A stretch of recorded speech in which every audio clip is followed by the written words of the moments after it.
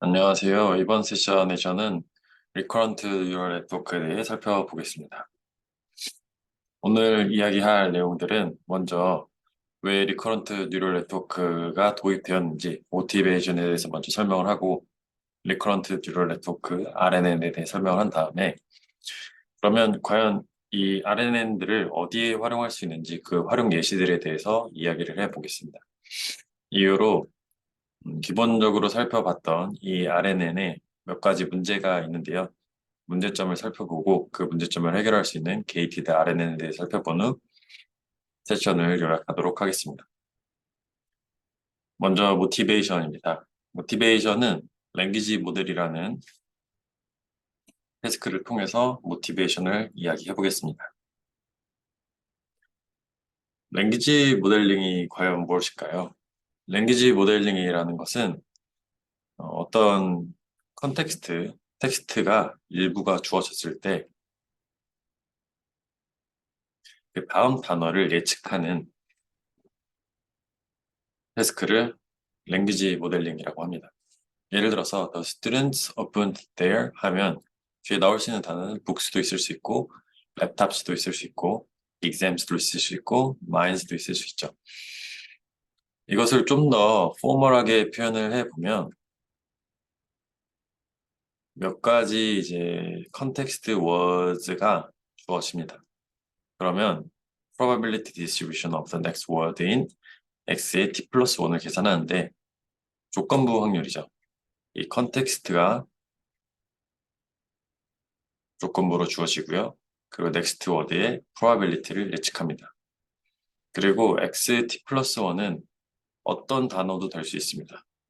그래서 예를 들어서 여기서 지금 x1, x2, x3, x4를 넣어 주었을 때 x5의 probability가 나오게 되는데 복스 같은 경우에는 어느 정도 확률이 있겠죠. 뭐 0.2 정도 있다고 칩시다.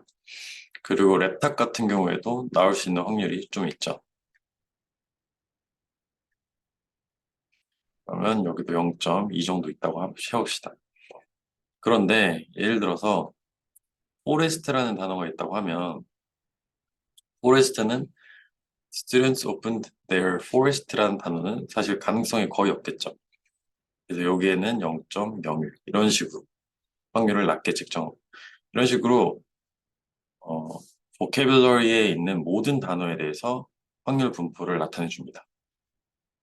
그래서 이런 것을 랭귀지 모델링이라고 하고요. 이 보캐블러리는 누누이 얘기했지만 약 50만 단어 정도가 보통 있다고 합니다. 사람이 보통 쓰는 단어가 이제 50만 단어 정도 되는데 그 50만 단어에 대해서 probability를 나타내죠. 그리고 여기서 probability라고 하니까 아마 생각을 하신 분들도 있을 텐데요. 소프트맥스를 이용할 것이라는 것도 생각을 할 수 있습니다. 이러한 시스템, 다음 단어를 예측하는 이러한 시스템을 랭귀지 모델링이라고 합니다. 랭귀지 모델은 piece of text의 probability를 할당하는 그런 시스템이라고도 생각할 수 있습니다. 예를 들어서 우리가 어떤 텍스트가 주어졌을 때 이 텍스트의 확률도 사실 계산을 할 수 있습니다. 예를 들어서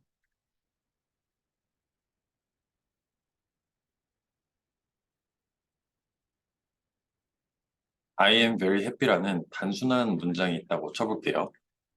여기서 이게 x1이고 x2고 x3라고 가정을 해봅시다.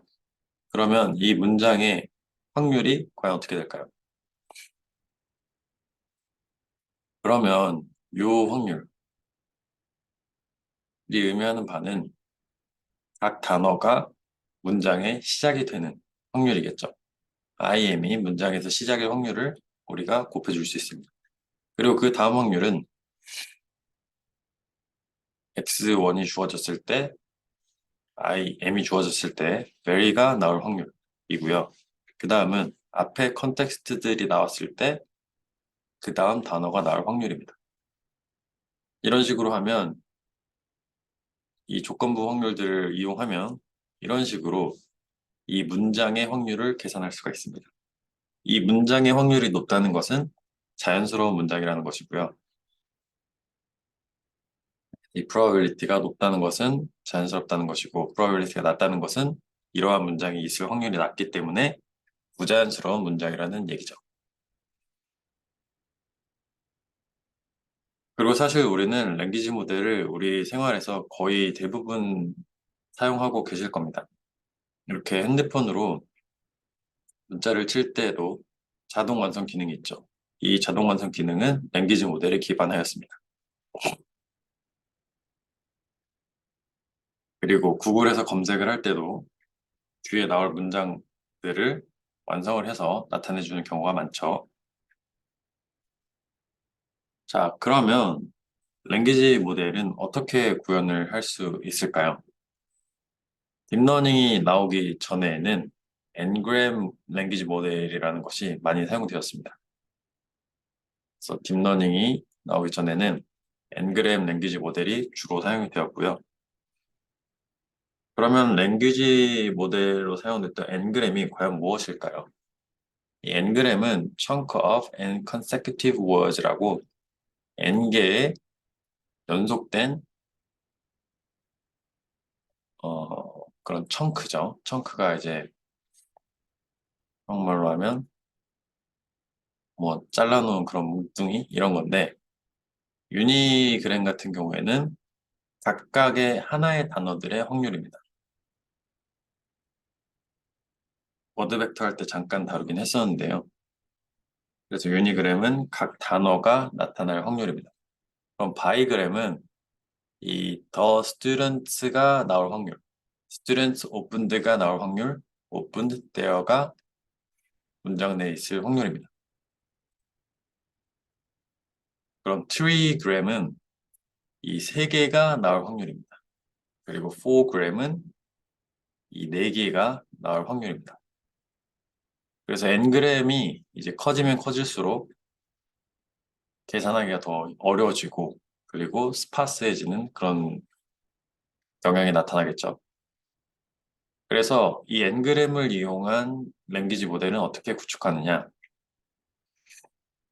이 ngram들이 몇 개나 얼마나 자주 나타난지를 사용하고 이걸 이용해서 넥스트 워드를 예측하자라는 것이 ngram 기반 랭귀지 모델입니다.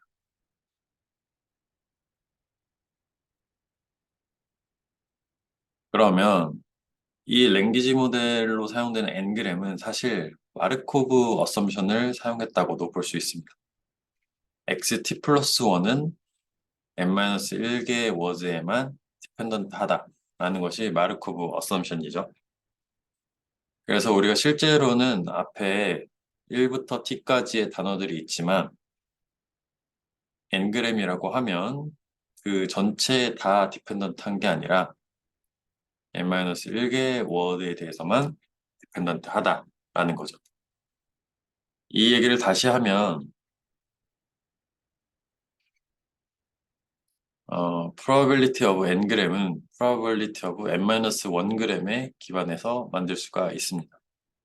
이건 단순히 요 식을 이제 베이지 룰 컨디셔널 프로바빌리티의 정의를 이용해서 풀어주면 되죠.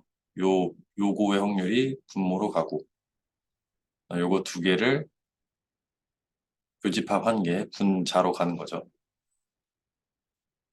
그러면 이 ngram과 n-1g 프로바빌리티는 어떻게 계산을 할까요? 스태티스티컬하게 어프록시메이션을 해서 단순하게 숫자를 세줍니다. 이 앞에 예에서 보면 The students opened there라고 하면 이 앞에 트라이그램에 대해서 students opened의 확률을 계산했잖아요. 그러면 the students opened의 확률을 보고 그다음에 the students opened there 요거의 확률을 계산하면 the students opened there의 4g 확률이 계산되는 거죠. 그래서 그냥 이 개수를 세서 확률로 근사하는 게 n그램입니다. 사실 n그램을 구현하는 것 자체는 어렵지 않겠죠. 그러면 우리가 4g 랭귀지 모델을 학습하고 있다고 생각해 봅시다. 그러면 마르코브 어스먼션에 의해서 앞에 부분들은 고려를 할 필요가 없겠죠. 그리고 요 세 개에 대해서만 확인을 하면 됩니다. 그러면 계산을 할 때 students opened there의 개수를 세줍니다. 그리고 요 word가 뭐가 나올지는 이제 books가 나올 수도 있고 exam이 나올 수도 있죠. 그러면 여기서 students opened their account가 예를 들어 1000번 발생했다고 해봅시다.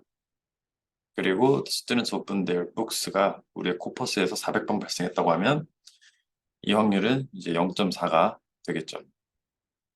그리고 students opened their exams라가 100번 코퍼스에서 나타났다고 하면 students opened their가 1000번 발생했고 exams가 100번 발생했으니까 확률은 0.1이 되겠죠.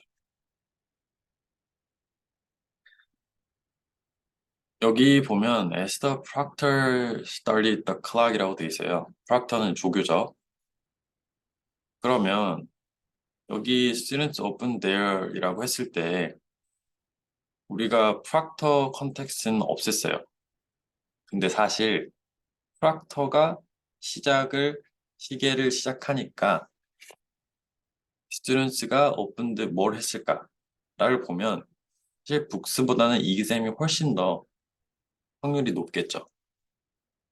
그래서 여기서도 쉽게 알 수 있듯이 이 4g도 물론 훌륭하게 랭귀지 모델로서 작용을 할 수 있지만 사실 그렇게 성능이 좋지 않을 거라는 건 이 예시를 봐도 쉽게 알 수 있습니다.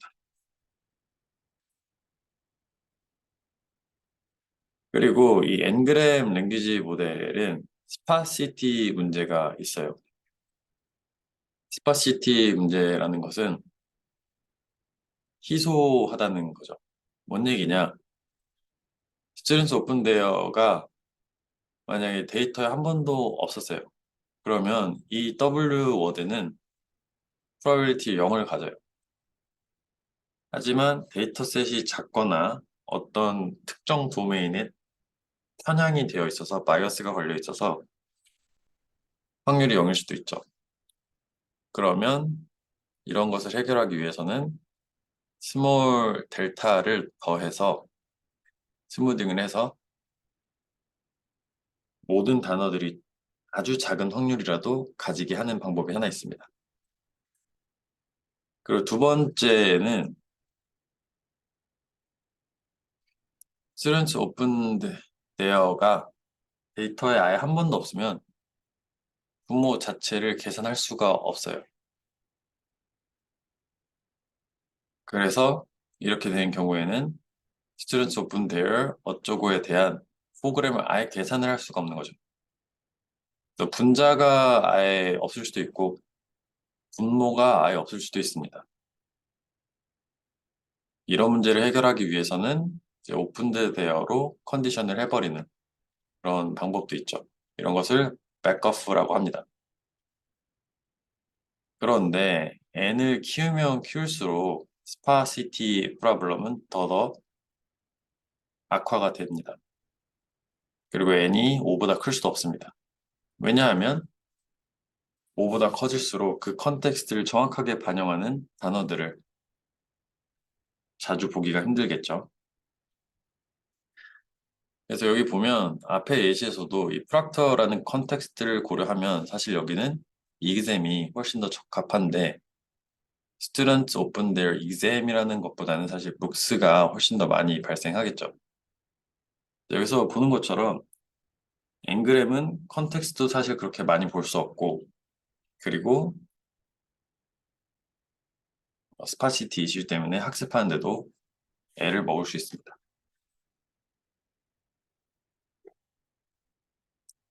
그리고 또 다른 문제는 코퍼스가 커지면 커질수록 모든 엔그램을 다 저장을 해 두어야 해요.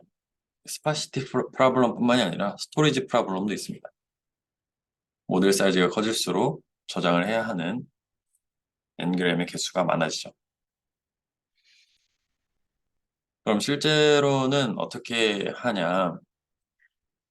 이 로이터스라는 이 뉴스로부터 1.7 밀리언 워드 코퍼스인데 트라이그램 랭귀지 모델이 이제 여기서 제공이 됩니다.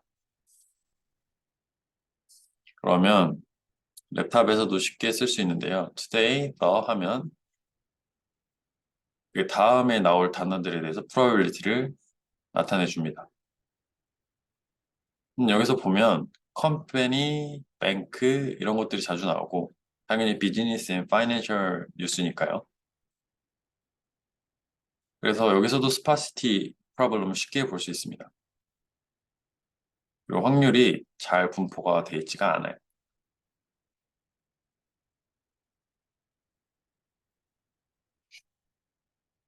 그리고 텍스트를 제너레이트 할 때도 랭귀지 모델을 쓸 수가 있습니다. 그러겠죠.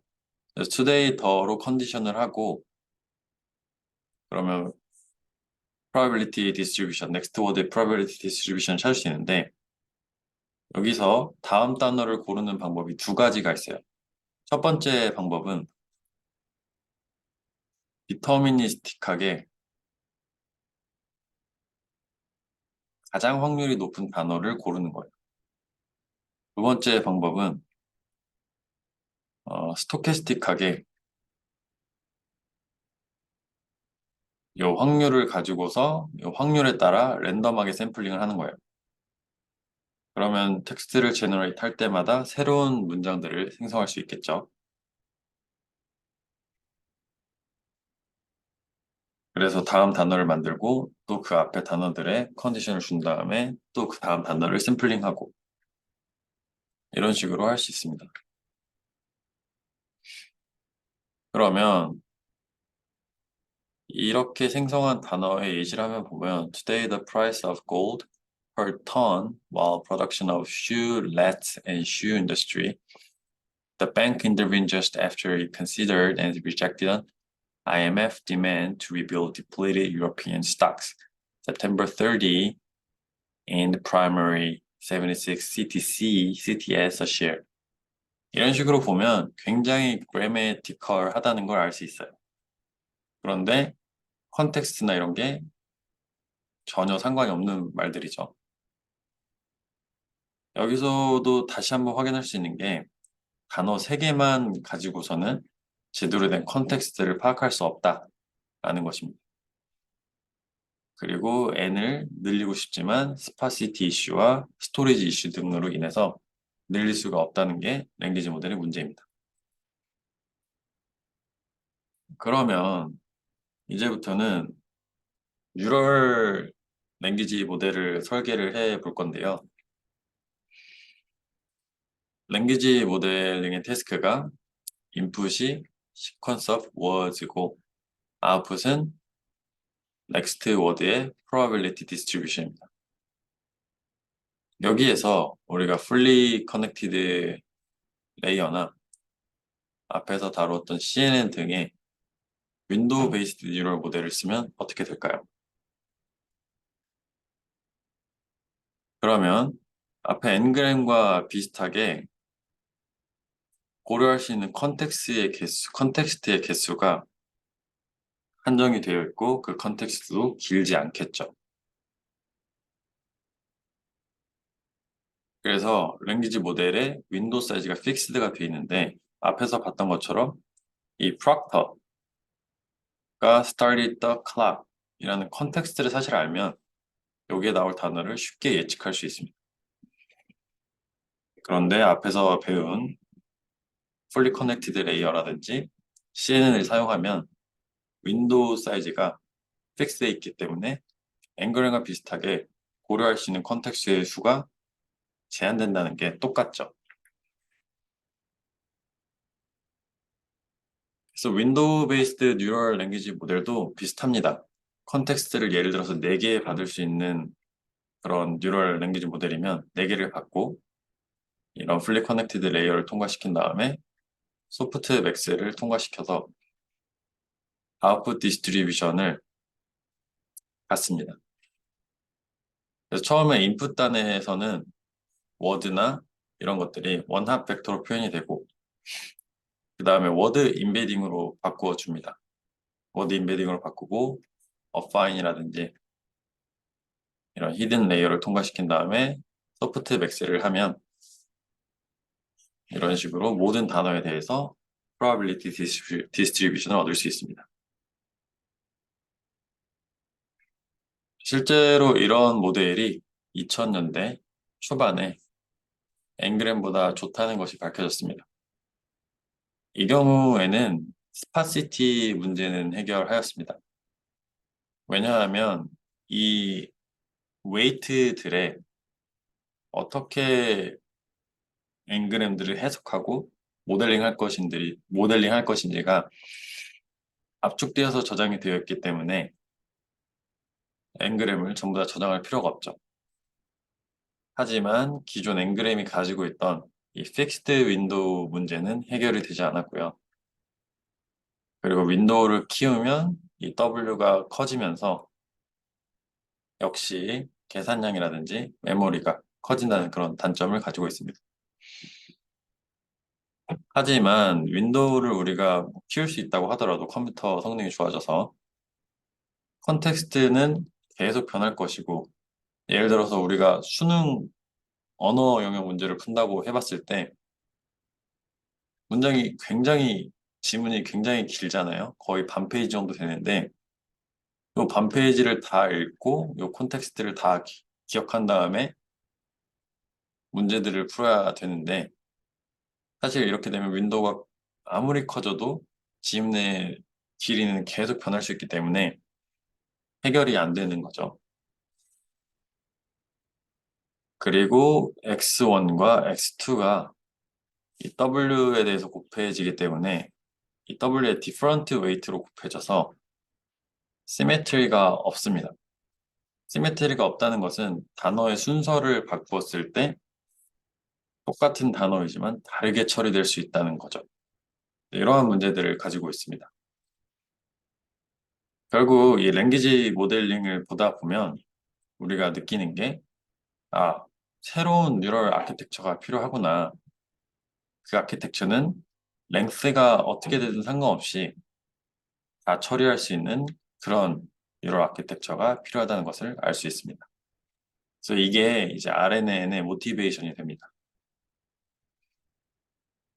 자, 여기까지의 내용을 좀 확인해 보기 위해서 문제를 풀어보고 비디오를 잠깐 정지하고 문제를 풀어보고 네, 같이 답을 확인해 보겠습니다.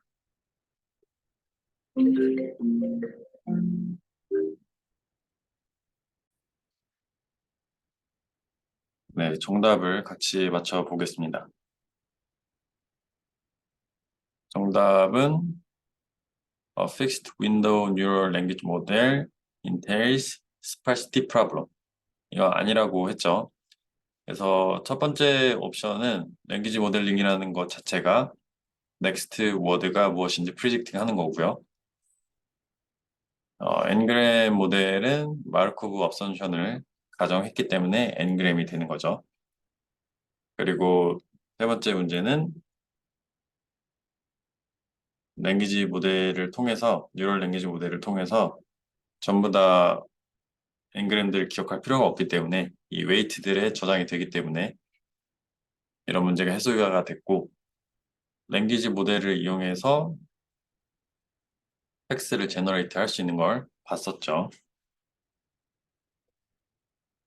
그래서 랭귀지 모델링을 하다 보니까 인풋 사이즈가 변하더라도 어떠한 인풋 사이즈에 상관없이 처리할 수 있는 그런 뉴럴 아키텍처가 필요하다는 모티베이션을 받습니다. RNN은 무엇이냐? RNN은 이제 이런 식으로 버닐라 뉴럴 네트워크는 인풋이 아웃풋의 하나의 대응이 되는 거죠. 인풋과 아웃풋이 하나와 하나입니다. fully connected layer라든지 affine layer라고 생각할 수 있죠. 그리고 하나의 인풋이 여러 개에 해당하는 경우도 있습니다. 예를 들어서 이미지 캡셔닝 같은 경우는 이미지 하나를 넣어주면 그 이미지에 대한 디스크립션을 센텐스로 만들어주니까 sequence of words가 되겠죠. 이런 경우에는 하나의 인풋에 대해서 one to many가 됩니다. 그리고 many to one 아키텍처도 있습니다. 비디오를 분석한다고 했을 때 비디오는 이미지들이 모여진 게 비디오잖아요. 그래서 sequence of video frames가 어떤 액션인지 프리딕션 하기 때문에 many to one이라고 볼 수 있습니다. 그리고 비디오 캡셔닝 같은 경우에는 many to many라고 볼 수 있겠죠. 시퀀스가 들어가서 시퀀스 캡션이 아웃풋으로 나오는 거죠. 물론 many to many인데 다른 형태도 있습니다. 처음에 many 인풋이 들어가는데 아웃풋이 없다가 레깅돼서 아웃풋이 나오는 형태도 있고 인풋이 들어가자마자 바로 아웃풋이 나오는 이런 경우도 있죠. 그리고 시퀀셜하지 않은 데이터를 시퀀셜하게 처리할 수도 있습니다. 이미지를 이 글림스 조금씩 쳐다보면서 이제 할 수도 있겠죠. 처리할 수도 있겠죠. 그리고 이미지의 각 피스를 하나씩 제너레이션 이렇게 하는 경우도 있습니다. 그래서 첫 번째 픽셀 만들고 두 번째 픽셀 만들고 이런 식으로 할 수도 있습니다.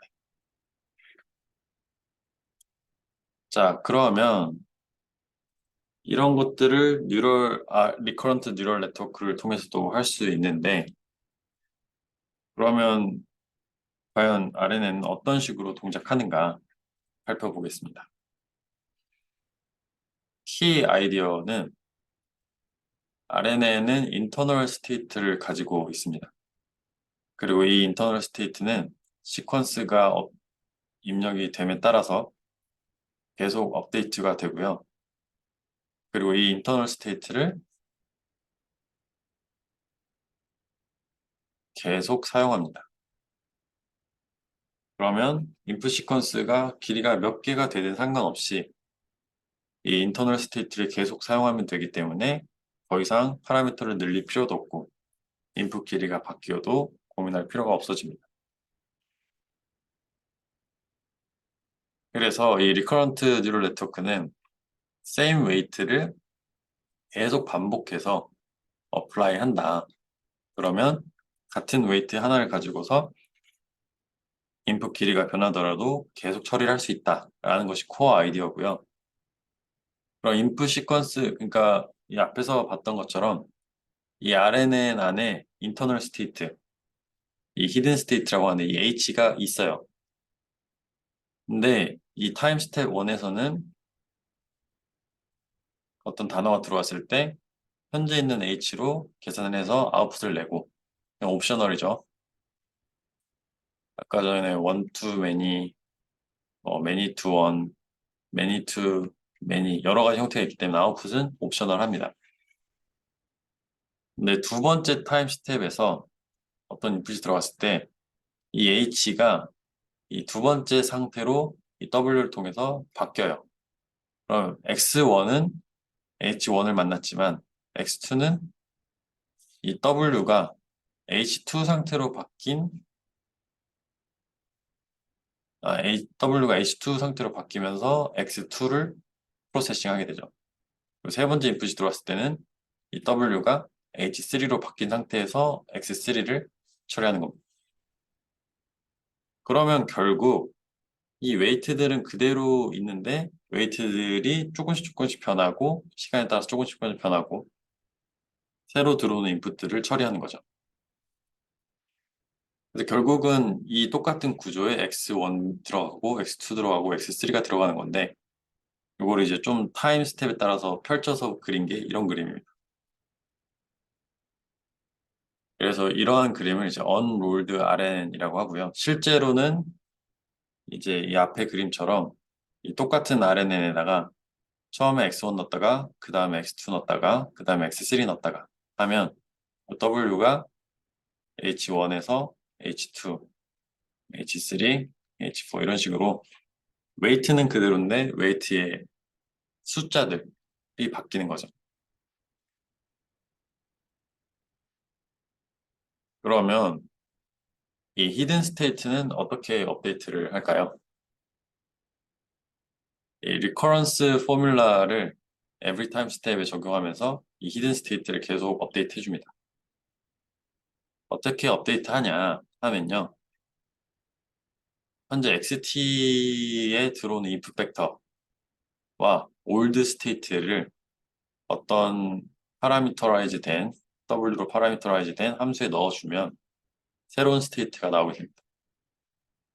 이런 식으로 계속 스테이트를 업데이트 해주면서 이 W는 그대로 쓰는 거죠. W의 파라미터들만 바뀌는 겁니다. 값들만 바뀌고 형태는 그대로입니다.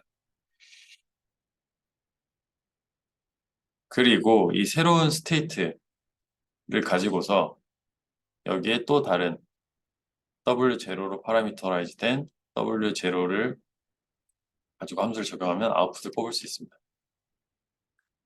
그러니까 여기 본 것처럼 이 히든 스테이트는 히든 스테이트 업데이트가 계속되고 이 새로운 히든 스테이트에다가 어떤 함수를 하나 더 곱해서 아웃풋을 만들어줍니다. 물론 이 히든 스테이트 자체를 아웃풋으로도 쓸 수 있지만 보통 그런 경우는 별로 없고요. 여기에 어떤 함수를 새로 적용해서 아웃풋을 출력해줍니다. 그래서 히든 스테이트가 처음엔 이니셜 스테이트 있고 인풋을 받은 다음에 이 RNN에서 히든 스테이트가 업데이트 돼서 그 다음 상태 타임 스텝으로 넘어가고요. 그리고 사실 여기에도 어떤 함수가 있어서 이 히든 스테이트 재료를 받아서 H1을 받아서 아웃풋을 만들어 주는 거죠.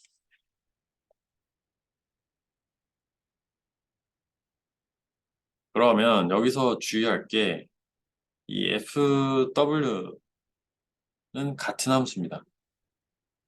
그리고 same set of parameters입니다.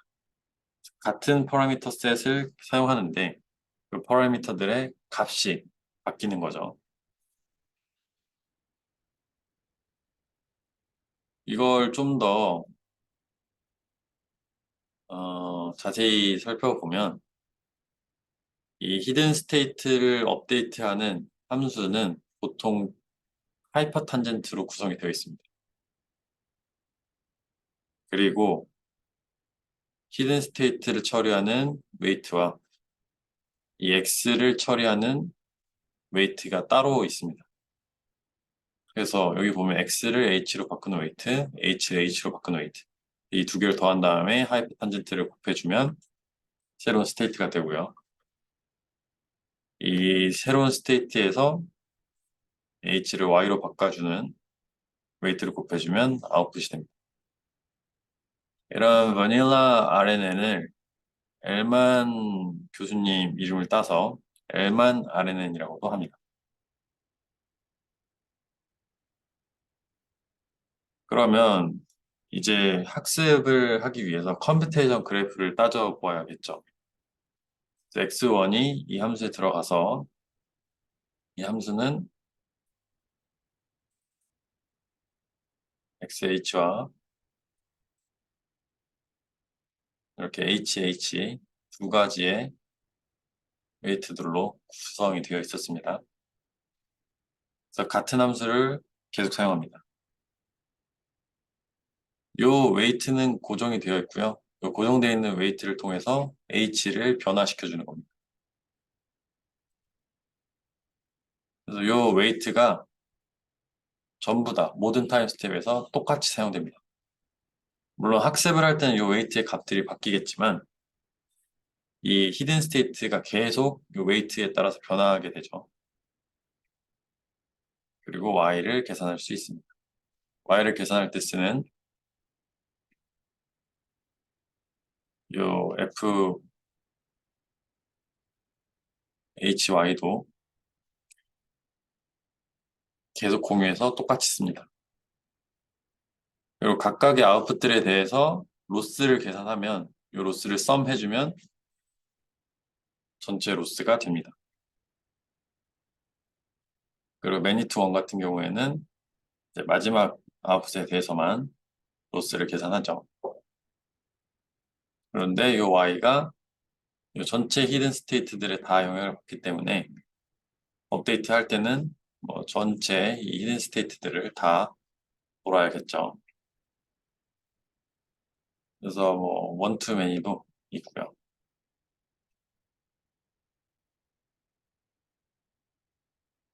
그러면 이제 원투 매니를 할 때는 여기에다가 어떤 인풋들을 넣어줘야 하는가 하면 단순하게 0을 넣어줘도 됩니다.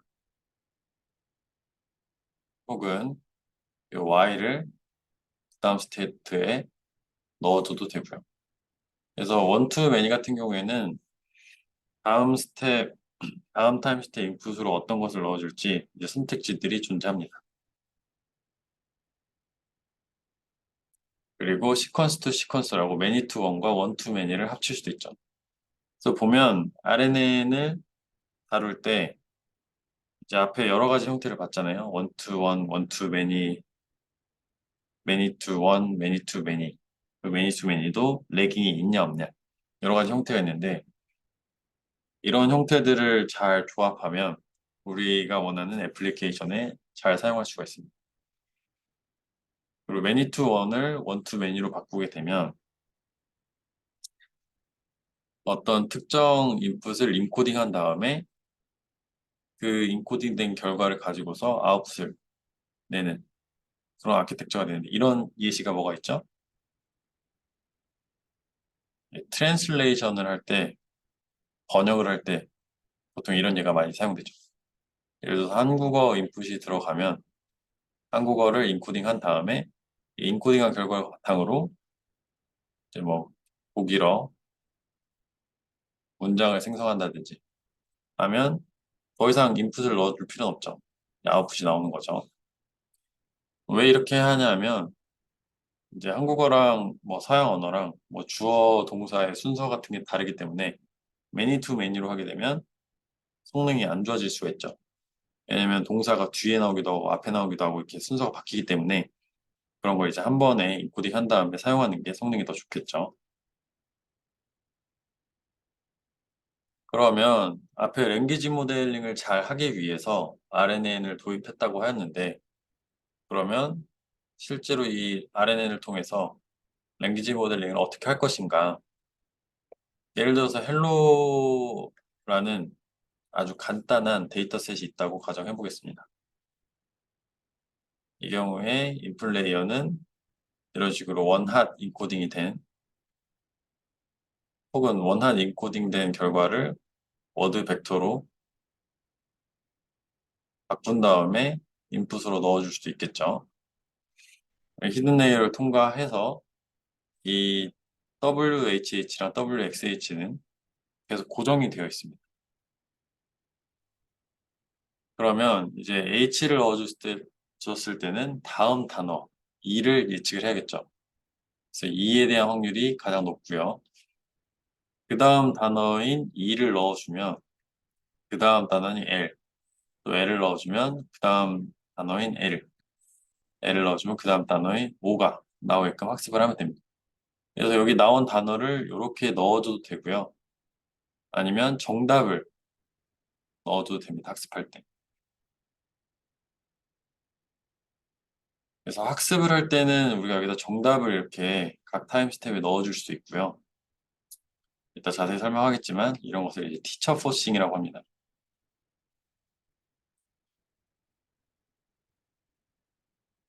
혹은 여기서 나온 아웃풋을 샘플링해서 여기 넣어줘도 됩니다.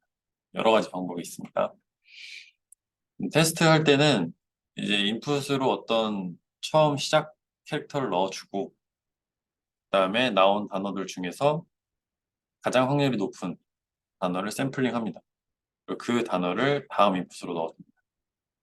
그리고 또 똑같이 과정을 반복해서 가장 확률이 높은 단어를 샘플링한 다음에 그 다음 인풋으로 써주고 이런 식으로 하면 이 길이에 상관없이 계속 문장을 생성할 수도 있고 문장을 처리할 수도 있습니다.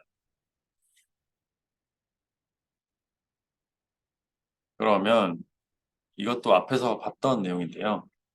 이 원합 벡터랑 요 인베딩 행렬이랑 곱하는 건 단순하게 행렬 구분하는 게 아니라 그냥 요 첫 번째 로우를 뽑아오는 거잖아요. 이렇게 뽑는 건가요? 네, 첫 번째 컬럼을 뽑아오는 거잖아요. 그래서 실제 구현할 때는 앞에서 우리가 워드 벡터 시간에도 봤지만 이런 식으로 행렬 곱을 실제로 수행하지는 않고 그냥 해당하는 컬럼을 뽑아오기만 하죠. 그래서 랭귀지 모델 학습할 때 이렇게 인풋들을 넣어주고 인베딩을 해준 다음에 이 로스가 나올 거예요. 여기는 이제 스튜던트가 돼야 되고 이거는 오픈드가 돼야 되고 대여가 돼야 되고 익셈즈가 돼야 되죠. 이런 식으로 네거티브 로그 프로바빌리티를 계산을 해서 이 로스들을 다 더하면 우리가 원하는 로스가 되는데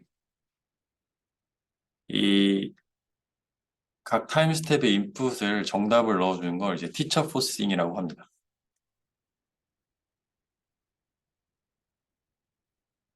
그리고 학습을 할 때 로스랑 그레디언트를 전체 코퍼스에 대해서 계산하는 건 굉장히 비싸겠죠. 그리고 메모리적으로 봤을 때.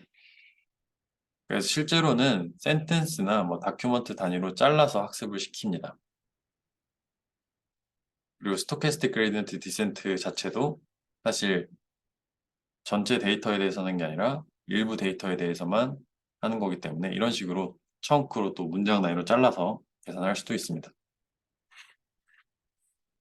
그러면 앞에서 얘기했던 것처럼 학습을 할 때 또 다른 이슈가 있는데요. 백 프로파게이션을 할 때 이 x1, x2 이런 식으로 스테이트가 계속 변하게 됩니다. h1, h2 이런 식으로 해서 이제 ht까지 계속 변할 텐데 그러면 로스를 계산했을 때 이 로스는 이 ht에만 영향을 주는 게 아니라 ht-1부터 해서 h1까지 전부 다 영향을 주겠죠.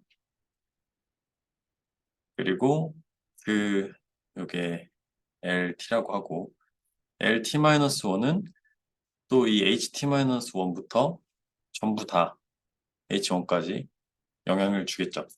그럼 H1은 로스 1부터 로스 T까지의 백프로파게이션을 통한 업스트림 그레디언트를 전부 다 썸해야 되고요. 이 HT는 이 LT로부터의 로스를 썸해야겠죠. 결국 따져보면 이 같은 스테이트들이 계속 변하는데 여러 형태의 그레디언트를 썸해야 됩니다. 그래서 forward 할 때는 인타이어 시퀀스에 대해서 로스를 계산하고 백워드도 인타이어 시퀀스를 통해서 그레디언트를 계산해야 합니다. 그래서 RNN 같은 경우에는 백프로파게이션이 CNN보다 훨씬 복잡합니다. 그리고 이 타임 시퀀스가 너무 길어지게 되면 로스를 계산할 때 너무 많은 이전 시점으로까지 백프로파게이션을 해야 되기 때문에 계산량이 너무 많아질 수가 있어요. 그래서 주로 하는 게 이 타임 스텝을 예를 들어서 10개 정도만 보고서 이 10개에 대해서만 백프로파게이션을 하는 그런 truncated backpropagation through time을 하기도 합니다. 그래서 홀 시퀀스에 대해서 계산을 하는 것이 아니라 이 일부의 시퀀스에 대해서만 로스를 계산하기도 합니다. 이 내용은 이따 구현을 할 때 좀 더 자세히 살펴보도록 하겠습니다. 그러면 truncated backpropagation을 하게 되면 이 forward를 할 때는 전부 다 forward를 해줍니다. 그런데 백프로파게이션을 할 때는 예를 들어서 10개의 타임 스텝에 대해서만 백프로파게이션을 하기로 했으면 10개에 대해서만 백프로파게이션을 해주고 그 이전 여기까지는 이제 로스트를 전달하지 않습니다. 그래서 truncated backpropagation through time이면 이렇게 나눠서 이 앞단의 앞에서 계산한 로스를 하고 백프로파게이션 해주고 그 다음 또 타임 스텝을 진행한 다음에 요 또 10개에 대해서만 백프로파게이션 진행하고 이런 식으로 해주게 됩니다. 그래서 이걸 수식으로 좀 표현을 해보면 로스를 Repeated Weight Matrix인 WH로 계산을 해야 되는데 그렇게 되면 이 로스를 각 타임에 대해서 계속 더해 주어야 하는 그런 형태가 됩니다. 그래서 sum of the gradient with respect to each time it appears. 그래서 이 WH가 등장하는 이 모든 순간에 대해서 그레디언트를 계산하고 그리고 그걸 다 sum 해주어야 합니다. 그러면 멀티 베리어블 체인 룰에서 봤던 것처럼 우리가 이런 식으로 계산을 해야 된대요. 인풋이 t인데 뭐 인터미디엇 아웃풋이 있고 뭐 이런 식으로 파이널 아웃풋이 있으면 계산할 때 나뉘어졌으면 이 나뉜 것들의 그레디언트, 업스트림 그레디언트를 다 더해서 일로 전달해 주어야 되죠. 그래서 우리가 이런 것들은 이미 봤습니다. 그러면 이 RNN을 백프로파게이션 할 때는 여기 보면 이제 10개에서 20개 정도 트렁케이트를 한다고 되어 있죠. 그럼 이 그레디언트 식을 어떻게 계산할 것이냐에 대해서 이제 궁금할 텐데요. 백프로파게이션 through time이라는 것을 하게 되고요. 멀티베리어블 체인 룰을 적용하는데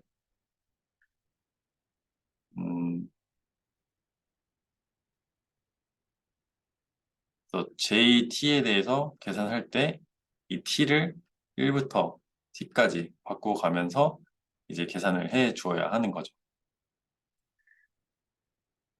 네, 이 부분은 이따 구현을 할 때 코드를 보면 좀 더 명확하게 이해가 될 겁니다.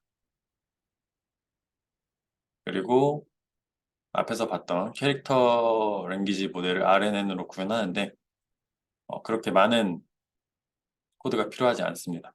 112줄이면 구현을 다 할 수 있고요. 그리고 CXP어를 가지고서 트레이닝을 시키면 CXP어와 비슷한 글을 이런 식으로 생성을 할 수가 있게 됩니다. 그래서 처음에는 굉장히 이상한 결과가 나오는데 학습을 하면 할수록 점점 더 실제 셰익스피어가 쓴 것 같은 문장을 추출하게 되죠. 생성하게 되죠. 이런 식으로 결과가 있으니까 이런 것들 한번 살펴보면 좋을 것 같습니다. 여기 보면 이런 줄 바꿈이라든지 이런 문단 바꿈이라든지를 굉장히 잘 하는 것을 볼 수 있습니다. 그리고 이런 레이텍을 가지고도 학습을 시킬 수 있는데요. 레이텍을 가지고 학습시키면 레이텍도 잘 만들어낼 수 있습니다. 보면 그냥 사람이 쓴 것과 거의 같은 형태를 가지고 있죠. 그리고 심지어 이제 코드를 학습시킬 수도 있죠. 이 부분은 사실 이미 GitHub 등에서 코파일럿 등을 이용해서 많이 사용하고 있는 걸로 알고 있습니다.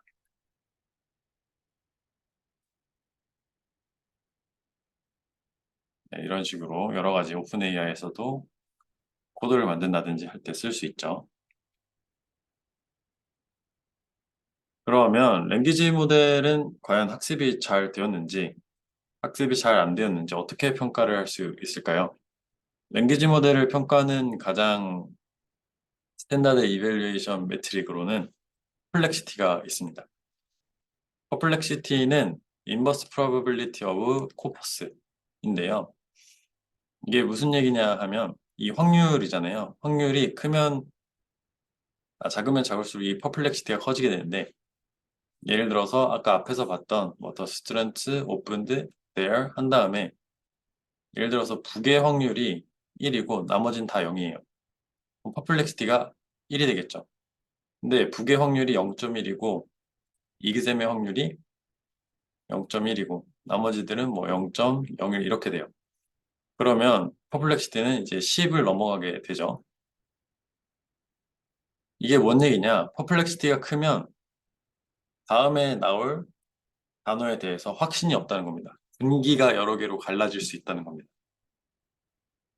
그래서 이 퍼플렉시티가 높으면 높을수록 이 언어 모델은 다음 단어에 대해서 예측을 더 정확하게 못하는 겁니다. 그러면 이 결과를 봤을 때 exponential of cross entropy loss와 같다고 알 수 있습니다. 여기다 이제 사실 로그를 씌워보면 네, 우리가 주로 사용했던 크로스 엔트로피 로스와 형태가 같다는 걸 알 수 있습니다. 그래서 퍼플렉시티를 구현할 때 그냥 크로스 엔트로피식을 사용하면 됩니다. 그리고 퍼플렉시티가 낮아야 더 확실하게 다음 단어를 예측할 수 있다는 것이기 때문에 퍼플렉시티가 낮을수록 언어 모델의 성능이 높은 겁니다. 그리고 RNN은 기존의 모델들에 비해서 퍼플렉시티를 굉장히 향상을 시켰죠. 기존 모델들보다. 네, RNN은 그래서 장점은 any length input을 다룰 수 있고 그리고 many steps back의 그러니까 오래 이전에 있던 컨텍스트도 고려할 수 있고 그리고 인풋이 길어진다고 해서 모델 사이즈가 커지지도 않습니다. 그리고 same way에서 어플라이 하죠. 대신에 이제 단점도 있습니다. 컴퓨테이션이 슬로우합니다. 이게 패러럴하게 할 수가 없죠. 시퀀셜하게 처리해야 되기 때문에 컴퓨테이션이 느리고요. 그리고 실제로는 예를 들어서 100스텝 이전의 정보는 사실 잘 저장하고 있지 못합니다. 이런 한계를 해결하기 위해서 여러 가지 기법들이 나오고 있죠. 네, 그러면 RNN을 간단하게 구현을 해 보도록 하겠습니다.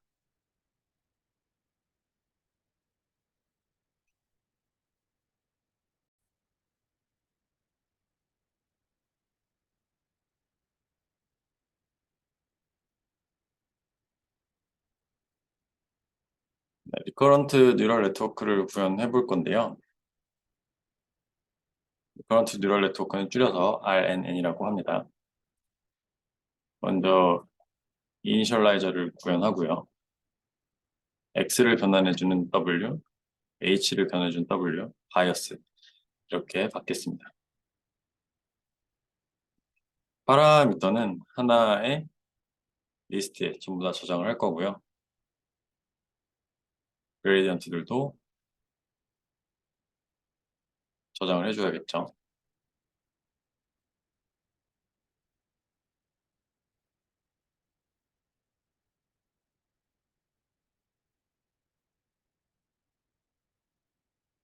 네, 그레디언트까지 계산을 다 했고요.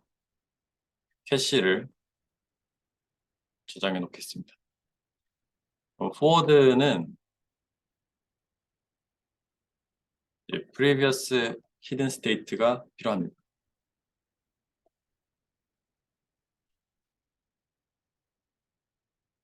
파라미터들을 불러오고요.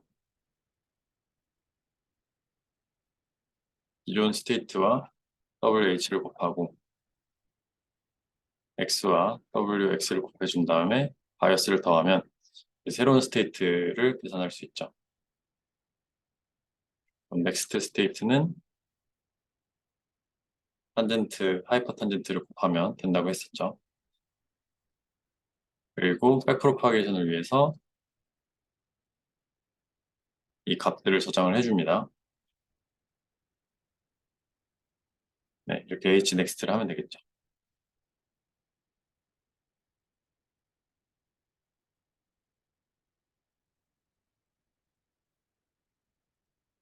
네, 백워드는 UPP 엑설사이즈로 한번 풀어보겠습니다.